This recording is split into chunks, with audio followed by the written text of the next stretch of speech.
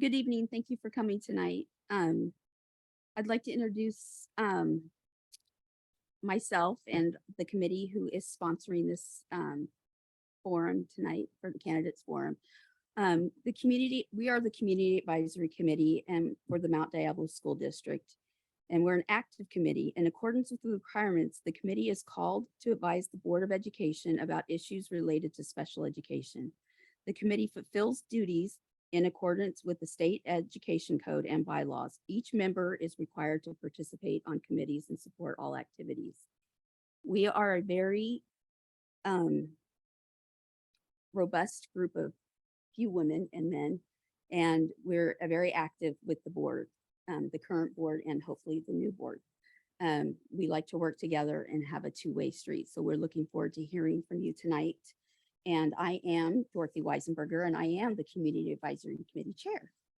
So welcome for you to could come tonight. I appreciate it. So I'm going to go over the rules, which I did send you last night, but I wanted to go over the format for the audience to hear. You may have one sheet of paper with notes, but no phones are allowed. You will have 1 minute to introduce yourself. Each candidate will be asked a total of 5 questions. Questions will be common to all candidates. One question will be unique to the candidates in each area. You may be asked a follow-up question for clarification. Each of your responses will have 60-second time limit in which to be honored. You will have 1 minute to make closing statements after the questions are answered. So in closing, if there's something else that you didn't say or you feel you need to say, that is your time to elaborate on anything you want to say in your closing. So I think we're going to go ahead and get started with the introductions, and you guys can have 1 minute each.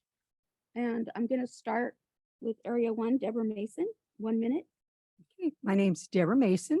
As many of you know, I was born and raised in the Bay Point community. I'm a graduate of the old Pacifica High School. Both my daughters graduated from Mount Diablo High School. I worked for the district for 22 years as an instructional assistant in schools, mostly in Bay Point. And I collaborated with the district for 16 years to bring the CARES after school program to the district. I know it takes a village to raise a kid. And so I have made myself available to be on district committees, county committees, state committees to try to get things to our community to benefit our children. And that's resulted in a health clinic at the Riverview school. It's resulted in after school programs and gardens at each of those 11 school programs that we got funding from the state for. The food bank program of produce that comes to schools was that, and also the ability for school districts to be able to bill Medicare. So I've been out there working on behalf of the schools and the families in Mount Diablo, and I hope to keep doing it. Thank you. Thank you.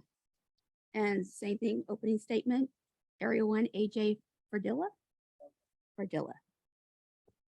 Good evening. My name is AJ Fardella. I'm a 23-year resident of Area 1. I live in the hills of Pittsburgh. We moved here in 1999. And interestingly enough, a school that we were promised when we bought the house turned into 40 homes. And so I gathered the neighbors with pitchforks and we got Delta View Elementary built. I brokered the deal in between the district and the city of Pittsburgh to loan the district $5 million to get the project started, mostly because we needed to grade land that CINO had deeded for the site, but was unbuildable because it was on a slope. I have 6 children altogether, 4 of which have attended Mount Diablo schools, 2 of which have graduated. I have 2 special needs children, one who's severely autistic. So the purpose of this committee is very important to me and is in my top 3 priorities in terms of improving special education in the district. Thank you.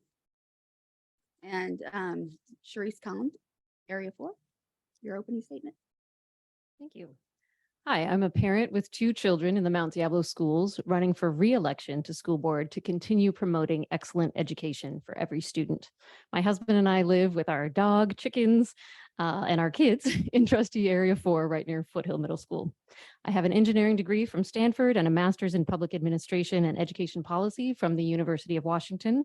And I came into this role on school board with experience at all different levels of responsibility in our schools, starting with kindergarten room parent, then science fair coordinator, parent faculty club president, school site council member, and district parent advisory council member. I had also led broader collaborative initiatives like Safe Routes to Schools, a reading program in 10 of the Concord and Bay Point schools, and co-founded and was the first president of our new district-wide nonprofit Education Foundation.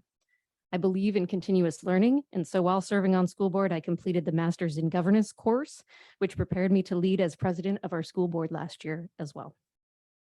Thank you. And Area 4, Herbert Lee, 1 minute. Wonderful. Thank you, Dorothy. Thank you, CAC, for inviting me here tonight. It's great to see everybody again. My name is Herbert Lee. I'm a parent of 2 children attending schools in Area 4. In my day job, I'm also a substitute teacher for the school district. I have worked at 8 of our schools, 3 high schools, 3 middle schools, and 2 elementary. And then I get a chance to work at the adult school coming up later this month. So I am familiar with our schools. I've been a resident of Mount Diablo Unified School District since 2005, living in 3 different areas. Currently, I live in Concord. And so I've been in the area for a long time. I understand the needs of the schools. My children attended Monte Gardens Elementary School, which is right next door. So it's really good to be back. And I look forward to answering questions from everybody tonight. Thank you. So we're going to get right into it in question 1. And Herbert, we're going to start with you. And then, as you know, each of you will get a chance to start, get the question first. And the question will be up here for you guys to look at. And if you need me to repeat, or here, and if you need me to repeat the question, I'll be more than happy to. So, first question. The district has recently received one-time funds, which have left a larger than anticipated ending fund balance. How will you work with staff to develop a vision that balances ongoing spending with the use of one-time funds to best serve students in both the area you represent and across the district? Wonderful. So it was really good to see in our 45-day budget and our recent budget update that we do have these one-time funds. But the really key word is that they are one-time funds. They're not to be used for structural, or at least I wouldn't consider using them for the structural budget, but more like one-time things. And more than just working with the staff to develop a vision, I'd like to understand from the public, from the community, what the needs are so that we can best use this kind of money. I'd like to talk to all of the committees. I'd like to talk to our community. I'd like to talk to parents and understand, like, hey, we have millions of dollars that we might be able to spend on some things that are really important to us. And for Area 4, as well as for the other areas, what are these things? So let's work together so we can maximize the use of the money that's available for us. Same question, Scout? Thank you. So we received a report about the ending fund balance. And part of that includes that a number of those funds are already committed. For example, $10 million was the recent adoption of the Next Generation Science Standards textbooks and materials, and the invoice simply came in July instead of June. So it's not that everything that you see in the ending fund balance is simply available to now spend on new things. But I think in terms of how to move forward with a vision of spending, one opportunity, I think, is for us to really develop a comprehensive visual and performing arts strategic plan for the district. So rather than just thinking about a single thing, like, should we bring back 4th grade music, we should really look across the grade levels and across the district at all types of visual and performing arts, and how can we work with our community organizations in partnership to build a long-term strategic plan. Thank you. Same question. AJ, you want me to repeat it? No, Okay. I've got the question. It's not a big surprise to me that $10 million is already evaporated. That's for sure. And I think that's also the idea that came to me. There's been a great deal of sacrifice of cultural and arts programs in this district, as well as the recent closing of libraries. So I think I would put the money in the same place. Thank you. Deborah? I would look at a broader approach. For those who understand, school budgets are very hard to manage because you hear you're getting money, you don't know if the money's coming. And as a board and a district, we've talked about looking at the programs we're providing to kids. What are the ones that are getting the kids where we need them to be and investing our dollars more wisely? Because there's many programs throughout the district and they all have a cost attached to them. But where are we going to get the most bang for the buck to get our kids ready for their next step, whether that's going to be vocational or college, and be thoughtful about it and not just in education, it's awfully the curriculum of du jour of the month. Let's stick with something that's working and be thoughtful about how we spend those dollars, whether we can use them in a one-time fund or an ongoing fund. Thank you. Question 2, Ms. Cowan, you'll be first. While the district has a robust program of special education programs and services, inclusion is a topic that is hotly debated for students with disabilities. What does inclusion mean to you, and how will you work with all parties to ensure students who have opportunities for inclusion and also can have access the supports they need in both the area you serve and across the district? Thank you. To me, inclusion is a number of things. In terms of special education, it's really including kids who have specific needs in a general education classroom with the rest of our kids. And we want to do that anytime it's possible to do. But part of that requires our teachers to have really robust training to be able to provide those supports. So I think that's an area where we need to strengthen, is to make sure that all of our teachers and our classified staff too have additional training to be able to provide the wide variety of supports that are needed. But inclusion to me also means people from different backgrounds. We have a large refugee population coming into our district as well. And we used to just send them all to one school. But now we have so many more refugees coming in. We need to make sure that all of our schools are ready. And I actually worked with refugees in transitions and connected them to the district for a partnership. And I'm proud to say we've just won a grant award of $500,000 to support our refugees in our schools. Thank you. AJ? I have a lot of personal experience with this particular subject, and I might not have pleasant things to say in regards to the district. I have 2 sons, one of which is severely autistic, who has suffered dearly at the hands of the district because they were unwilling to provide any kind of inclusion for him. And then my other child, has Asperger's, who did very well by the district, ended up with a regular diploma from Mount Diablo High School. And so I would have to say that inclusion is very important, but there has to be a willingness, not just the training. There has to be a personal willingness. I can tell you from personal experience, there's a lot of teachers that don't want to have anything to do with it. And I think it's not just training, but it's a change in people's attitude and perception. I think regular students benefit greatly by having special students in their midst. Thank you. Same question. Deborah? For me, inclusion means all of our students all of the time. If the system doesn't work for one of them, it doesn't work for any of them. And when I don't like to look at the special ed population as being a separate population, they're all our kids. They're all our population. They need scaffolding to get them where they need to be successful, whether that be English language learners, whether that's our special ed kids, whatever our kids need, we need to be committed as a district to getting it to them so they can be successful in school. And I think too often times we try to put kids in little buckets. No.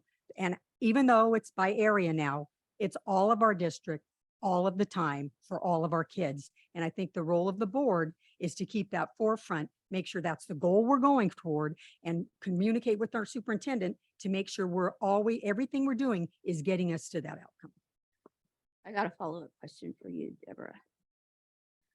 So if a school is not is going on a field trip that all 4th graders go on, and there is a special ed class with our extended need kids, and they're at this particular school and others, but this one in particular for this question, they are not allowing for those children to be included. What would you do as a board member? Well, The hard thing is we can't do what we always want to do is jump in there and fix it. But I would definitely communicate with the superintendent, ask him where the policy is that says that, ask him why, and if possible, change the policy. I volunteer and do a gardening program every summer with kids. I have special ed kids in my program. I don't know they're special ed kids. They just come because they want to garden.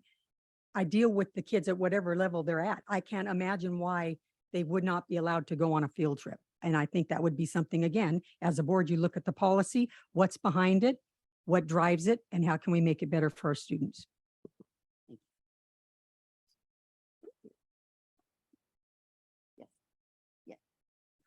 Thank you for asking this question. Mhm. Unlike AJ, I actually also have two children who have both had IEPs. And our experience has actually been pleasant in the school district. And both of my kids no longer have IEPs, but it was a really good process. We met annually with administration, with teachers, and with parents to try to understand what's the right support, the scaffolding to help the student develop to their maximum ability. So having been a parent, I totally understand the inclusion situation and I feel pretty good about it. Separately, I've been to Friends Cafe out at the Loma Vista facility. I really enjoyed that experience. And I've actually subbed in a severe autism classroom as well as an instructional aide. The work that the aides do and the teacher does is incredible. I mean, the patience that they have, they've taught me things that I wasn't even aware of. So, things that I've seen, I'm okay with, but I think there's always more work to be done and just trying to understand the needs of the community. Okay, so next question's for AJ. Question 3. All students with disabilities can learn and succeed. What will you do to support programs for students with disabilities, including students with dyslexia, autism, and emotional disturbance across the districts? Well, I think my overall mission, should I become a board member, is to get the district to live up to its own commitment to what they call educational equity. At the first board meeting this year, they said that was their #1 goal. In Area 1, especially in Bay Point and Pittsburgh, where I am, there isn't any educational equity compared to the other areas in the school district.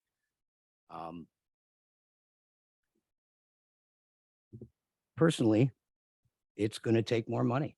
I mean, I'm not going to beat around the bush about it.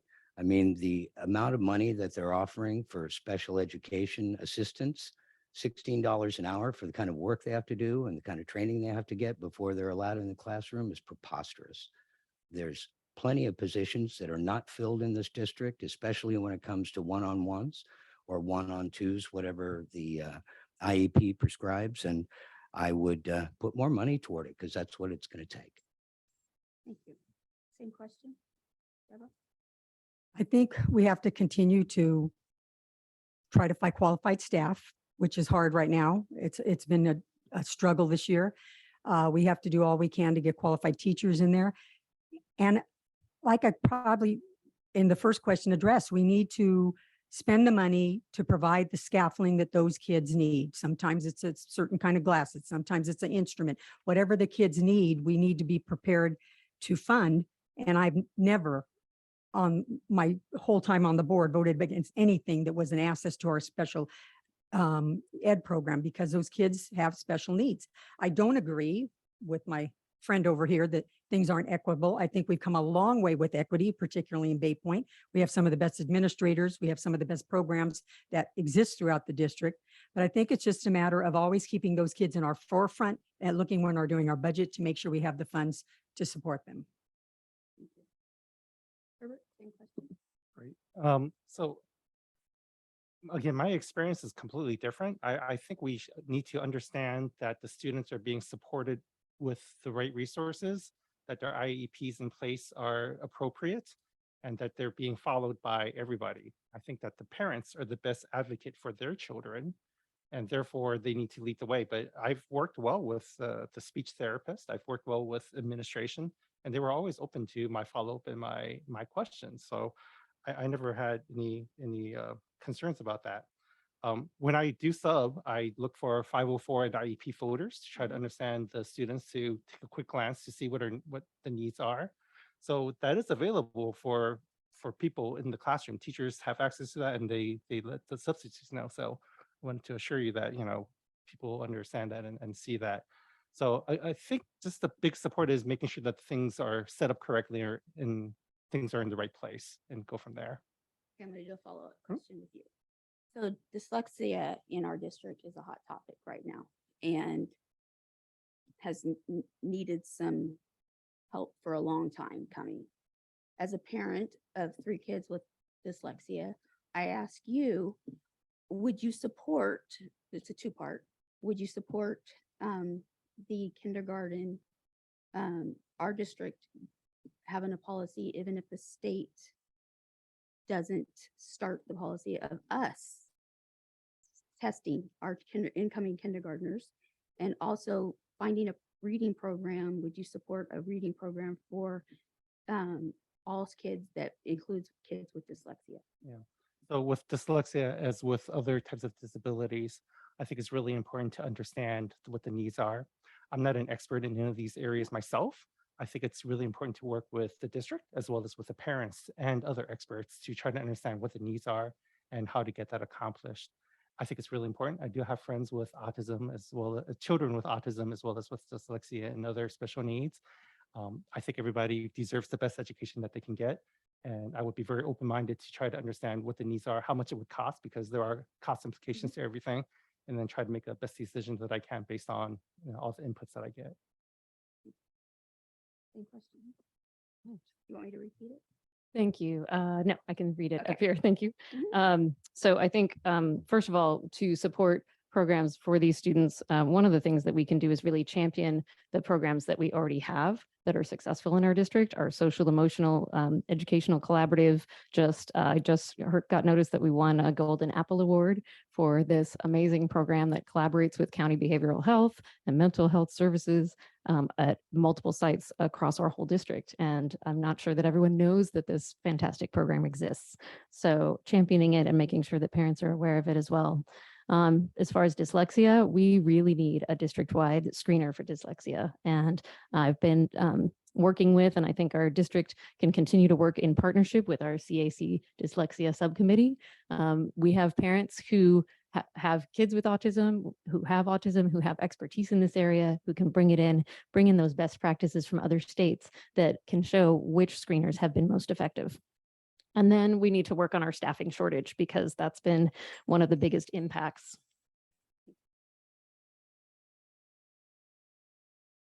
AJ? You had that question first, didn't you? So it's up to you, Deborah. Number 4. The world is full of information sources, all of them representing specific perspectives on issues that are relevant to the source. If elected, where will you get your sources of information? How will you assess the credibility, biases of the information you receive? And how will you share out the information to those you represent? I think we've learned a lot about this topic during the last 2 years. I make it a point to listen to everybody's point of view and then to do research on my own. And that sometimes I'll see something about a webinar online, I'll look at that. I'll go to CSBA conference and I'll listen to people from other districts. What are they experiencing? What are they learning? And then you listen to the experts. During the pandemic, it was the health department. And you just have to weigh what you feel is best for kids, because that's always where I'm coming from, what's best for kids. I weigh that information. I have discussions about it with the superintendent. As a board, we get a lot of input from parents. I weigh the parents' input. And then you just have to go with your gut and make what you feel is the best decision for the kids and be willing to stick by it when it's hard, but willing to change it when it seems like it may not have been the right decision. So it's a matter of taking in information, weighing it, and then doing the best that you can. So I personally, one of the things that I really want to do that has been part of my campaign platform is to listen to the community, to try to have a close circle of people who are knowledgeable that you can trust, who will give you the hard facts, as well as just the community in general, whether it's meeting people in the park or at the library or anywhere else. That's the input gathering part. At the end of the day, it's going to be 2 of us up over here making these really hard decisions. And I would circle back with the community and say, look, this is the decision that I'm making. And this is the reason why. Not everybody's going to be happy, but at least you will have an understanding to know where I'm coming from and what is guiding my decision making. So hopefully that's good enough, but that's as good as we can provide to the community.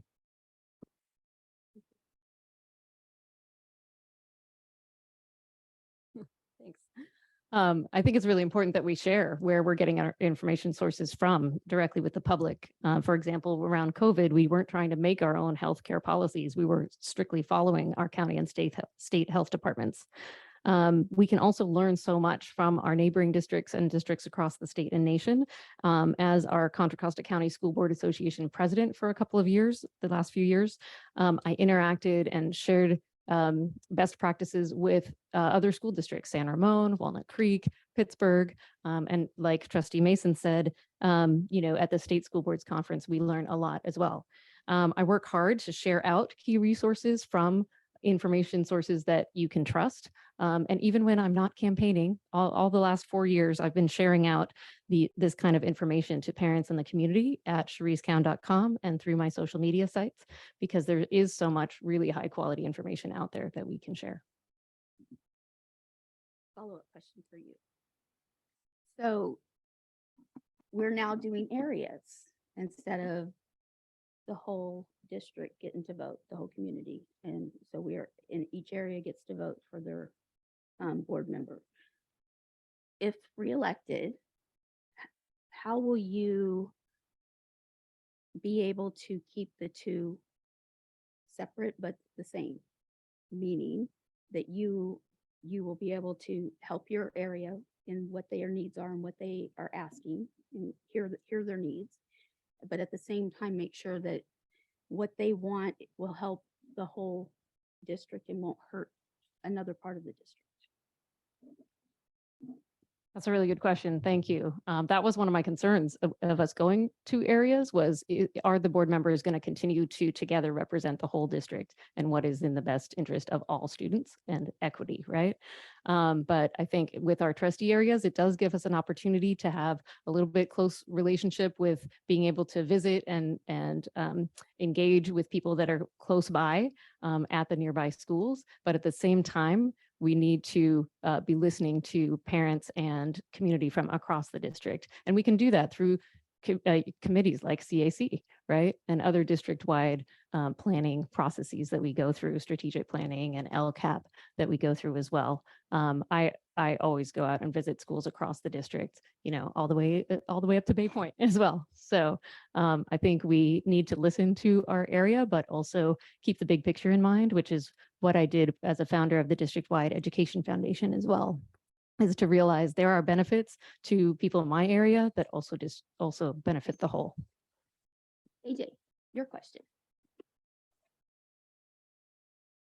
I think it's important, first of all, to find out who the stakeholders are regarding a particular issue, and then seek out qualified expertise in the areas that will assist the stakeholders to reaching their goals and doing something good for the community. But at the same time, I'm not one to ignore things that are plainly right in my face. Like our area doesn't have a high school, hasn't had a high school in quite a while. Takes a working month out of every student's life to get transported from where they are to where they go to school. Hardly an equitable situation. So I would also trust my own senses at facts and figures, but that would be my process. Thank you. We're on to question 5. So guess we're going to start back with you, Heather, since we don't have our 5th candidate here. So question 5 is school safety is a high priority across the district, state, and nation. What would be your priorities for school safety, and what changes would you like to implement to improve safety for students in our district? Yes, as a parent of 2 children at 2 different schools in our school district, this is a very high priority personally. So I totally understand why this is an important topic for all of the other parents, especially having seen what can happen really, really quickly in, unfortunately, too many places in our country. All of our schools have a site safety plan. if you are part of the school site council, if you're a parent at the school, you can look at these safety plans and understand what the procedures are. As a substitute teacher, it's one of my priorities. Actually, I have 3 jobs. One is to take attendance. The second is to deliver the daily class assignment. And the third is to understand the safety plan in case anything should happen. I've been part of fire drills. I've been part of earthquake drills. I understand that there are intruder drills as well as any other, there's a whole bunch that substitute teachers need to understand. They are out there. So I want to assure the audience and the parents that there are plans in place. However, yeah, go ahead.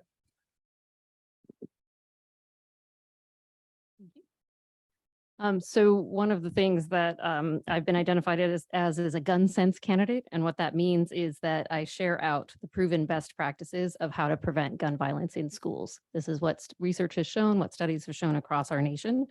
Things that we can partner with our cities on, like safe gun storage, encouraging and in fact requiring people to lock up their guns if they're a gun owner. And things like anonymous reporting systems at our schools. Over 90% of the time when there's a shooter on a campus, they have told someone what they're going to do ahead of time. So we have the power to prevent that. If we have clear systems where students, staff, community can report anything that they see or hear so that it can reach the proper authorities and be prevented in the first place. And we actually had a gun on campus at my kid's school last year, and we saw that in action. A student heard about it the day before, reported it, and the police were able to partner and come on site and check the backpack for that gun. We need to make sure that happens every time. Risk assessment is something I have a lot of experience with. I actually put together the risk assessment model for critical infrastructure for the Secret Service in 2005. That being said, I think it's very important to have a concrete plan that is actually practiced and trained upon in between every police department and every school in our district. We don't have great relationships with every city in the district, Pittsburgh in particular. Even when Pittsburgh has reached out to the district several times trying to get meetings in between the city council and the district, just been ignored. I've been trying to get that to happen for years. I have several letters that have been written by the city. I was sitting at one of the meetings in between our last superintendent and the city manager of Pittsburgh, and it never happened. So I would make sure that all these things happen for every school in the district with every police department and hold everybody accountable to having a proper plan. I agree totally that we can do preventative things, but you don't know what's going to happen. So you better have a plan in place. Thank you. Deborah? After the Parkland shooting, when I was the president of the board, Dr. Meyer and I called a meeting with all the law enforcements for every one of our communities. We got together, we had a great meeting. We talked about how we could work together. So if something like this happens, we're ready. Like so often happens, other things happen, we didn't meet again. Right after Uvalde, I called Dr. Clark. I told him we need to call all these agencies. We need to get them back in the room. We need to have a code that every single school area knows that if a police officer, no matter what city they're from, hears it, they go to that school. And then already I've talked to the lieutenant for the sheriff's department, and we're going to get master keys in a lockbox at all the schools in Bay Point. And so we're already moving on this. Dr. Clark and I, we've hired a safety person to come in and evaluate. But this time, if I'm on the board, we're not going to drop the ball. We're going to follow it through and meet every year with the law enforcement so we're on the same page. Thank you. Thank you. Okay, so our next question, so we're switching it up. These are next 2 questions are specific for your area. So we're going to start with area 1. And we're going to start with you, AJ. That's okay. Mhm.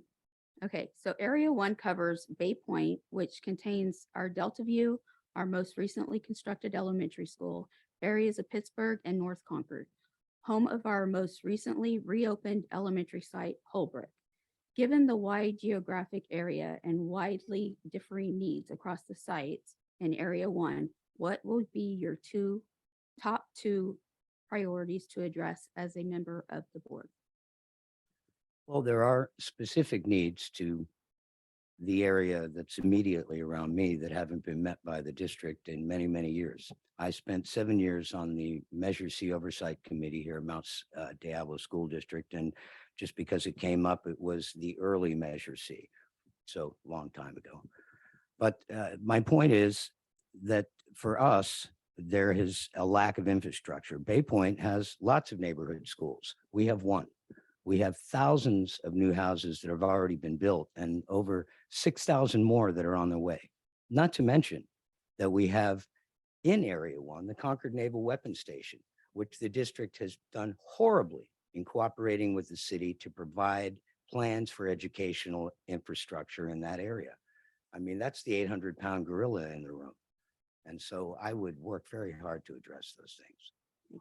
Follow-up question. Mhm. So, like you said, it's a wide range. So being that your heart is in Pittsburgh, which I hear the passion, And Bay Point. and Bay Point, but what about, how would you be able to integrate North Concord? You spoke a little bit about it, but North Concord is still a part of your area. Absolutely. I plan, if I'm elected, to have a personal relationship with every principal at every school. And I would treat every school and every student the same, in the whole district for that matter, but paying particular attention, sort of like, the old school political system in Chicago. There was accountability. If somebody had a problem, you knew who to go to, and then it got addressed. Deborah, any question? You actually forgot part of our area. We have a part of Martinez in our area as well. And so I I, apologize. that's okay. So I've been out doing a lot of walking, talking to people, and the bottom line is our kids are the same wherever they are. They all need the same things. They all need the same support. So it's equity. And equity isn't the same thing for every single school. It's what that school or person needs to be successful, and it's safety.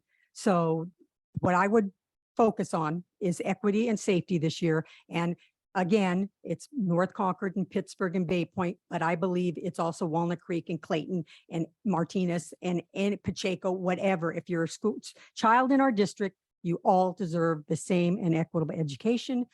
Every decision I make is child-based, and that's where I come from. Thank you. Okay, so question 6 is for Herbert and Sharice. So I will start with Sharice, because Herbert had to go twice first. So Area 4 has schools with very involved parent groups, including PTA, PFC, and booster clubs. In addition, there is a high percentage of parents are also employees of the district. How will you work to ensure the needs of the students in Area 4 are represented while balancing the needs of the employees, especially as the district heads into labor negotiations with several employee groups? Thank you. So I'm very familiar with PTA, PFC, and booster clubs, having been through elementary, middle, and my kids are at 2 different high schools right now. One has a PFC, one has a PTA. And so I see the inequities too within Area 4 amongst our schools, even between what a booster club is able to do at one school versus another school.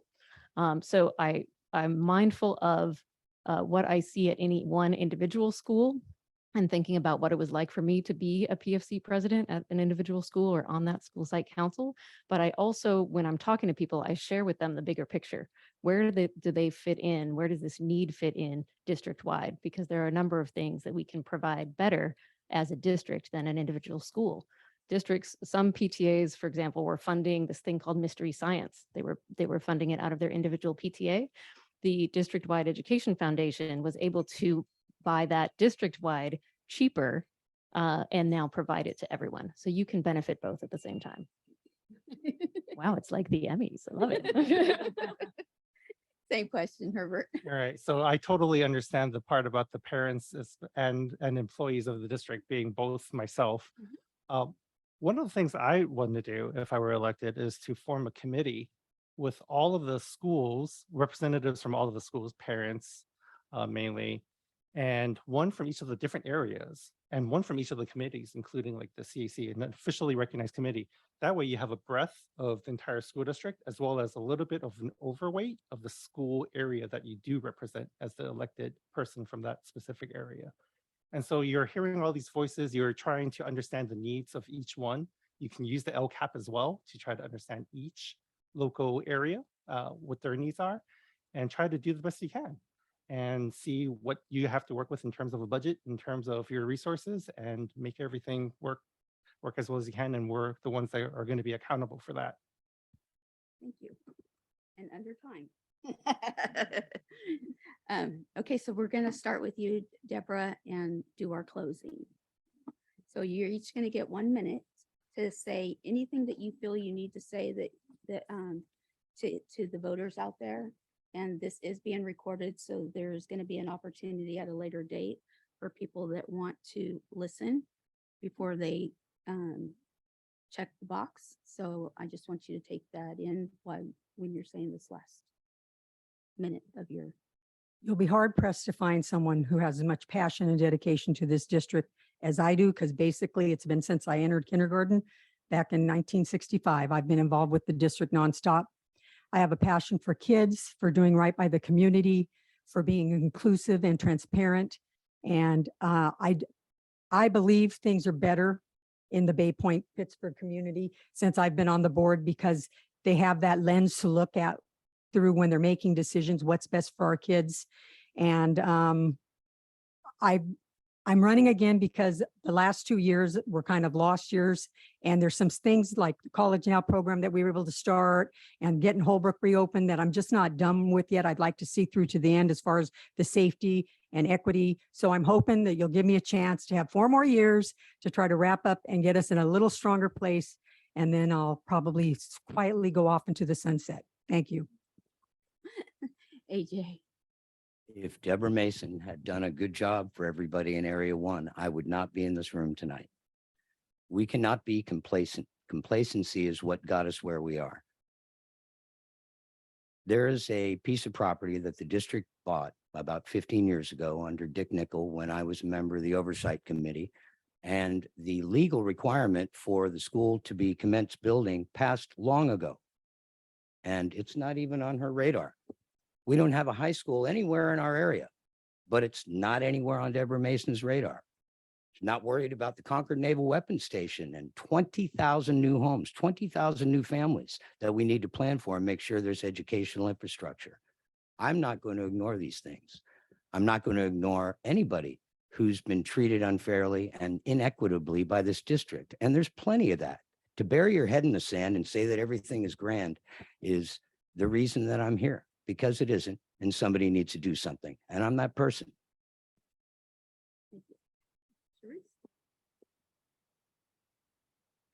When I began my school board term in 2018, our district teacher contracts had already expired. There was declining enrollment and funding, and little did we know there was a global pandemic on the horizon. Despite those challenges, our school board accomplished a lot.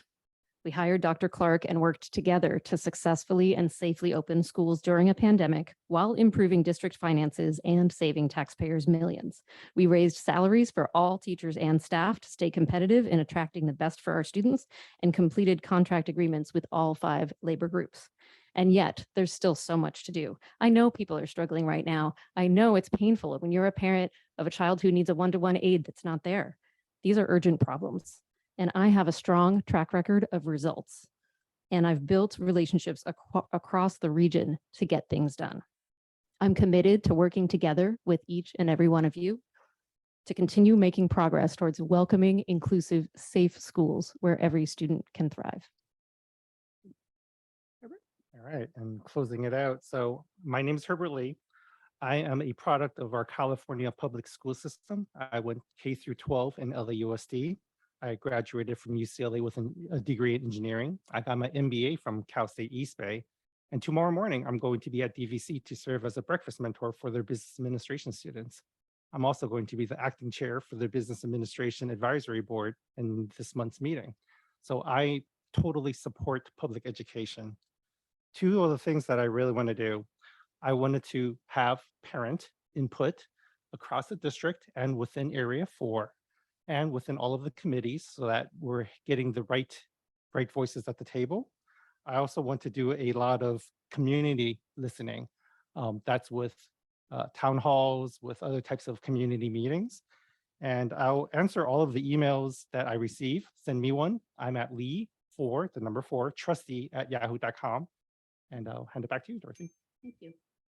And I want to thank you all for coming here. I know this isn't easy, and I appreciate you taking the time out tonight to answer our questions. And I wish you all luck. And as a person that's not voting, I am a nonpartisan part of this tonight, as is Lisa.